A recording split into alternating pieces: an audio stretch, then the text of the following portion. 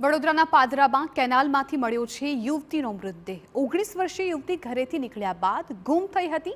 11 તારીખે પરીક્ષા આપવા ગઈ હતી યુવતી। યુવતીના પરિવારજનોએ હત્યાની આશંકા વ્યક્ત કરી। યુવતીના શરીર પર ઈજાના નિશાન હોવાનો દાવો। યુવતીનું એક્ટિવા અને મોબાઈલ પાસેના ખેતરમાંથી મળ્યા। યુવતીની કોલેજ બેગ ગુમ હોવાનો પરિવારનો દાવો। મોતનું કારણ જાણવા પોલીસે હાથ ધરી તપાસ। ત્યાર પછી છોકરીની ડેડ બોડી આગળથી તરતી આવતી હતી, તો તેની ડેડ બોડી ત્યાંથી અમને મળી છે। અને એનાથી દૂર એક ખેતરની અંદર 2 બૂટ એના મળ્યા છે છૂટા છવાયેલી હાલતમાં। મોબાઈલ એનો મળ્યો છે ત્યાં છૂટા છવાયેલી હાલતમાં। એનું કોલેજ બેગ છે એની પાસે મળેલ નથી, એનું કોલેજ બેગ મિસિંગ છે। અમને એવું લાગે છે કે એની સાથે અનિચ્છનીય ઘટના ઘટી છે અને એની અમને નિષ્પક્ષ અને તટસ્થ તપાસ કરવાની માંગ છે। એના ફેસ ઉપર એક ઘા છે, એના હાથ છોલાયેલા છે, એના બેક સાઈડ પણ એક ઘા લાગેલો છે, બ્લડિંગ થયેલું છે।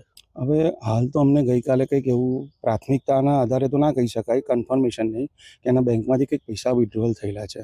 તો કદાચ હવે એક્ઝેક્ટ હજુ તો અમને બી નથી ખબર। પોલીસને અમે કાલે કીધું હતું કે એની બેંક એકાઉન્ટ ચેક કરાવવામાં આવે તો ખબર પડે કે કોઈ વ્યક્તિ એવો હતો થર્ડ પાર્ટી કે જે કદાચ એના પૈસાના લીધે કે જેની આત્મહત્યા કરી હોય કે બીજું કંઈ હોઈ શકે। પોલીસ એમનું પ્રામાણિકતાથી કામ કરે છે।